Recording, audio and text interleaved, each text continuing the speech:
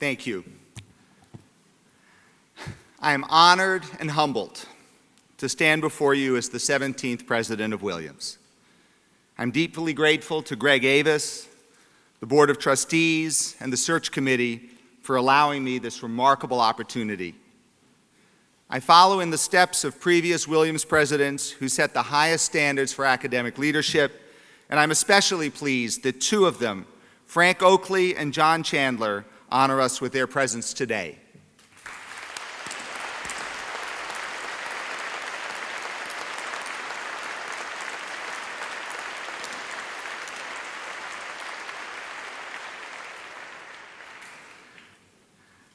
I'm touched deeply by the greetings extended by Ifiok and Emmanuel, Aiko, Danielle, Chris, and Peter.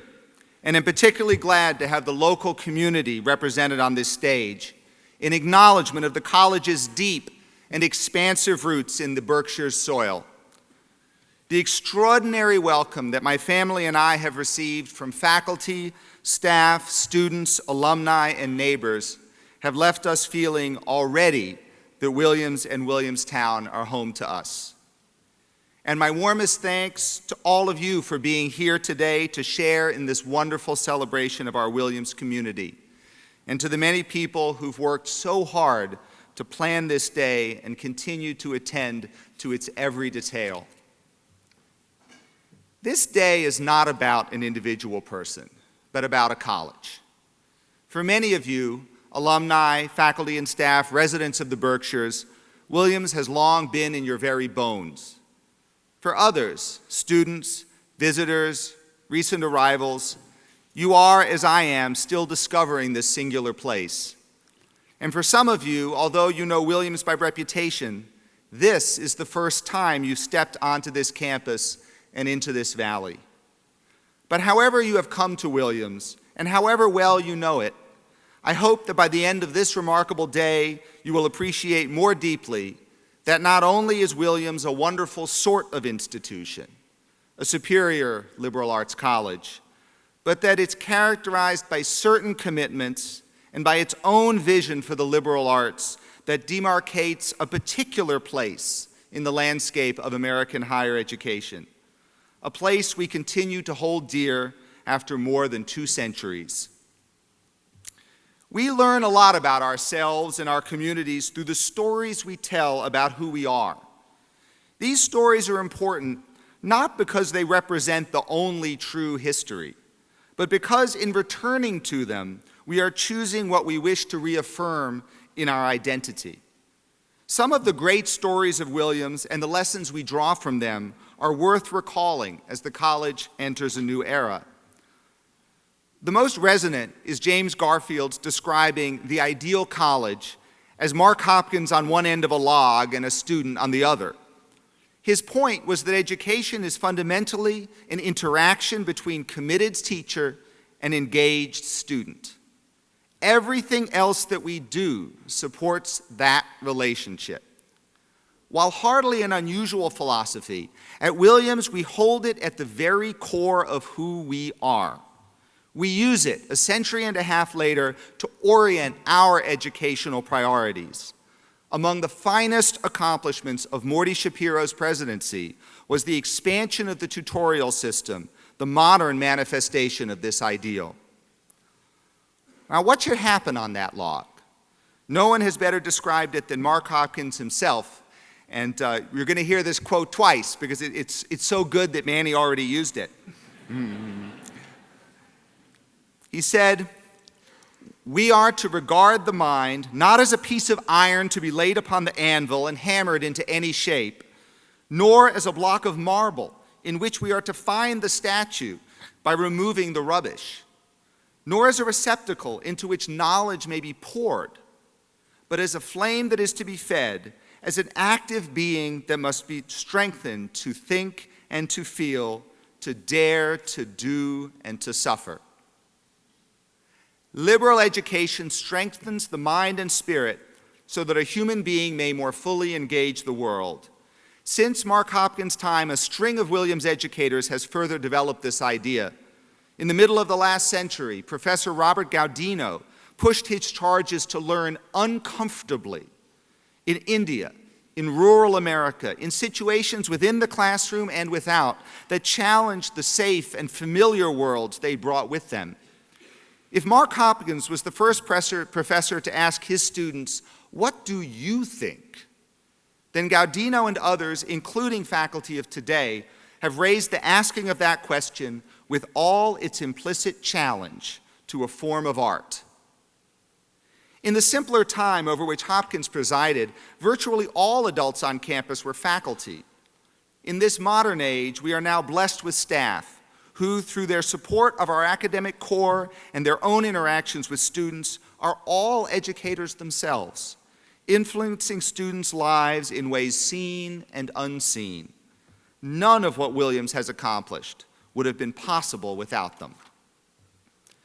A second story follows the defection of President Zephaniah Moore that led to the founding of, and I will say it, Amherst College. Our two institutions have been siblings and rivals and great friends for almost 200 years. And the rumor that the secret to my appointment here was the promise to beat Amherst always, all years, in every sport, has been greatly, somewhat exaggerated. Yet what's important, and what we remember and talk about to this day, is what occurred after Moore and his colleagues departed. The alumni of this college, perched on what was thought to be an impossible, barely habitable frontier, rallied to not just save it, but enhance it. The formation in 1821 of the first Society of Alumni in the U.S. was an act both of gratitude for past experiences and of faith in the possibility of the future. It was a commitment that students in perpetuity should be able to share the unique and remarkable experiences available only in this college, in this valley. And it's in this singular spirit that Williams alumni have long expressed their support for alma mater. It's a passion, at times we all know a possibly clinical fanaticism, not simply for the Williams of the past, but for the Williams of the future. It's a continuing shared responsibility for the preservation and advancement of this college drawn straight from the existential crisis of 1821. A third story also informs deeply who we are. At the Haystack Prayer Meeting of 1806, 5 Williams students, led by Samuel Mills, conceived the American missionary movement. In doing so, they identified the purpose of their time at Williams as preparation to serve the world in the way they best knew how. A Williams education, as this history indicates, provides not merely a private good, found in the betterment of individual graduates, but a public good, measured in the impact those graduates have on the world. Since the days of the Haystack Movement, we've celebrated our alumni above all else for their betterment of their communities, their nation, and this world. Scan the list of the Bicentennial Award winners, numbering now more than 100, 5 of whom we have honored today, and you'll see men and women who've made our world better in myriad ways. We show our truest values through those we honor, the good, the purposeful, and the true, not merely the rich and the famous. These stories tell us both who we've been and who we aspire to be. We aim to prepare students for service to the world by providing them learning experiences that are intimate, personal, rigorous, and modern, in a community committed to educational leadership by example. This aspiration demands our best efforts, while attaining it requires us to contend with competing forces familiar from our own history. For example, what it means for Williams to provide a public good has changed dramatically over time.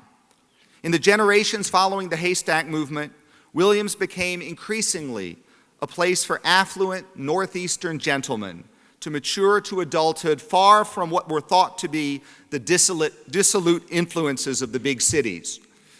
In point of fact, these young gentlemen brought much dissolution with them.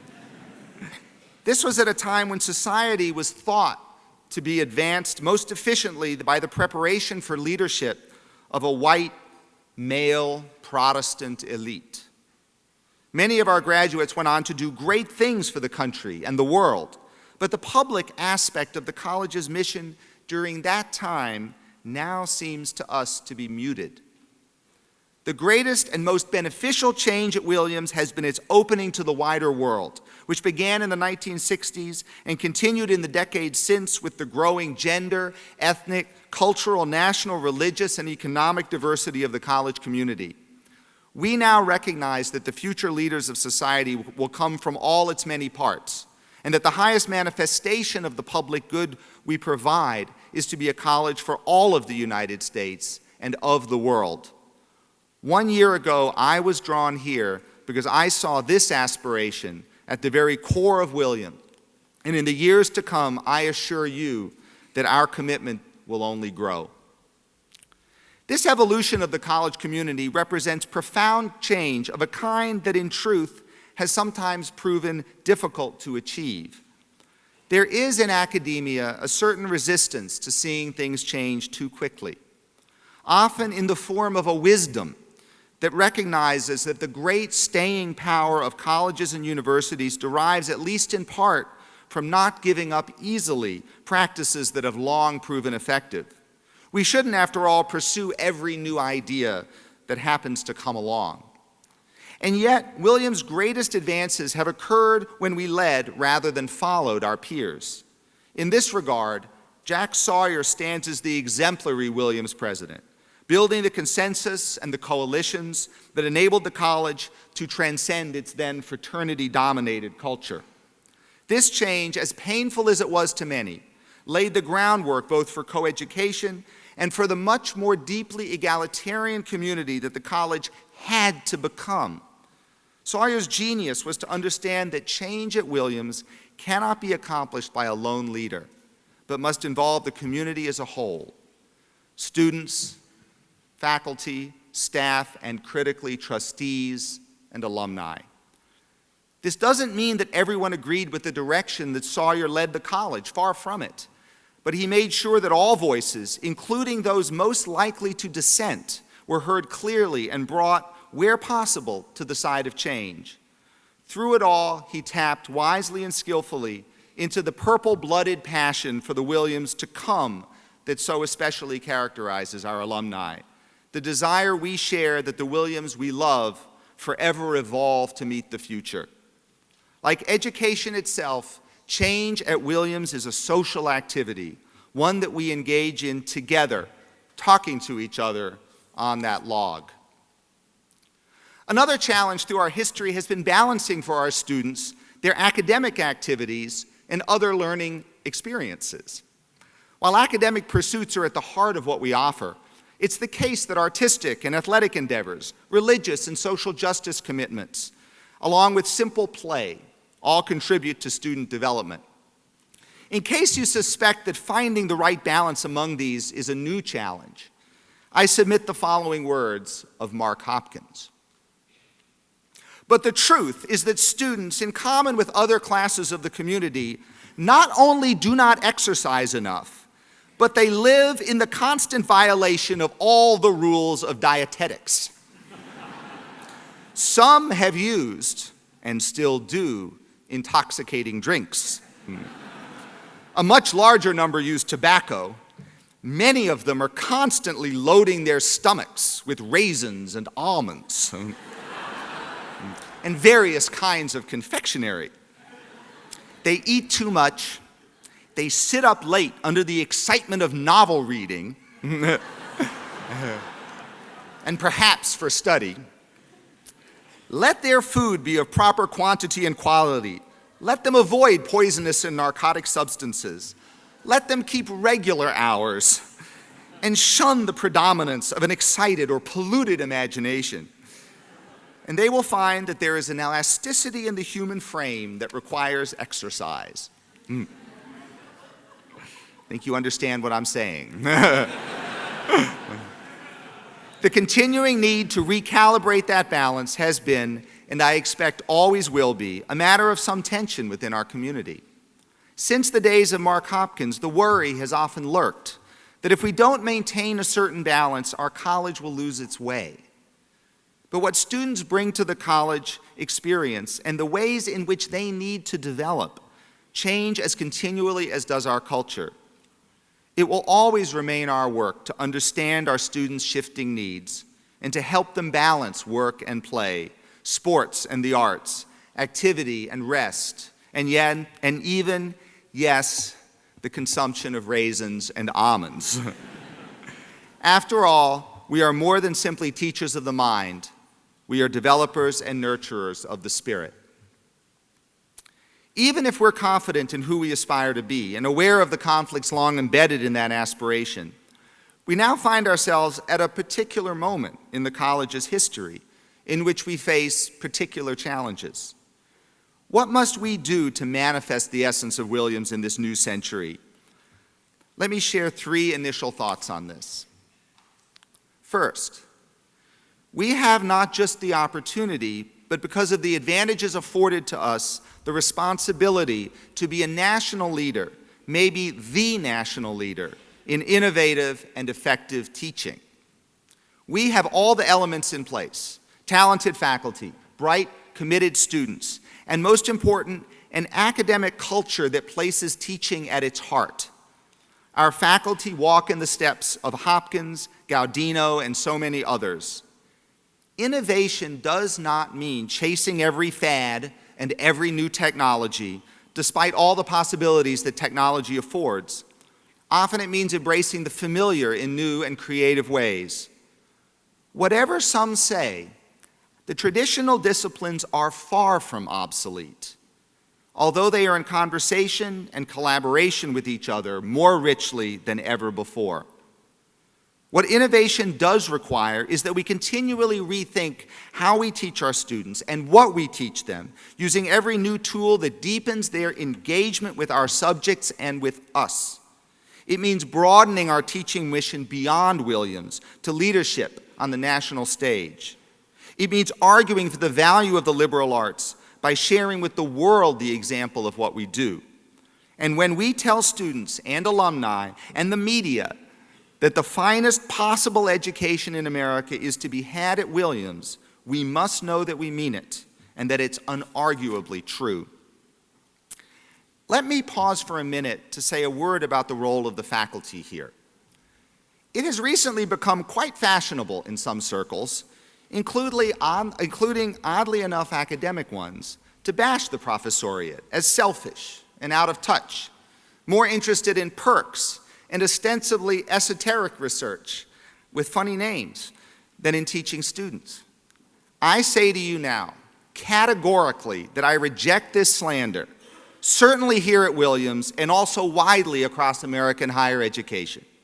In my 6 months here, I've been profoundly impressed by the depth of our faculty's commitment to the mission of Williams, by their relentless energy in pursuing excellence in teaching and scholarship, and by the culture of mutual accountability that infuses our work.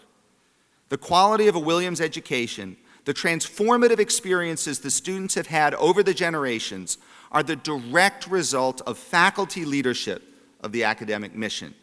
This is the bedrock on which the institution was built and on which we will continue fundamentally to rely. Second, we must develop a deeper understanding of what it means for Williams to be an international institution. We must simultaneously be local and global, building a very specific Berkshires-based Williams that could only be found in this valley, while reaching out far beyond to prepare our students to be effective citizens, not only of this country, but of the world. Many pieces of this process seem obvious. Bring international students to Williams, send Williams students to study abroad. But our conception of a global strategy is still emerging. We are, after all, not a sprawling university, but a small college of 2,000 students, each here for 4 years and some 30 courses. We cannot simply add every desirable experience to our curriculum and to student life. We must become global within our existing scale and scope, and without chasing fashions or being driven by our shifting anxieties about America's geopolitical position. Grappling with this question will require the engagement of our entire community, as our strategies will encompass the curriculum and extend into so much of what we do. And we must think of the internationalization of Williams as something that happens here in Williamstown, capitalizing on what this campus and this region can offer.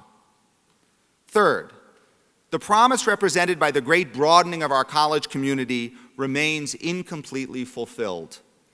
Our multicultural expression has been one with great investment in recruitment, financial aid, and programming. Though as deeply proud as we are of this accomplishment, it is but the first mile on a path to the rich, vibrant community to which we aspire.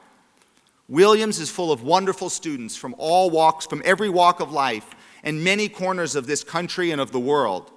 Perhaps nothing has inspired me more in the past 6 months than discovering the remarkable depth, commitment, and quality of our students. But how can all this difference flourish while at the same time we build a single community that welcomes and supports all? As we are discovering in society as a whole, the answer is neither assimilation to a single culture nor parallel coexistence. It doesn't stop with access or tolerance, but involves treating differences of all kinds as boundaries to be crossed in both directions. If we can accomplish this, internalize this perspective on difference, we can become truly global and teach and learn as never before. And of course, even now, we must make the case vigorously for the liberal arts, to students, to parents, to legislators, and to our colleague institutions. We live at a time when the national instinct is to confuse accountability with quantitative assessment, and to value increasingly only those outcomes that can be assigned a number, however misleading that number may be. We've become obsessed with the facts that our children memorize, rather than the development of their capacity to thrive as whole human beings.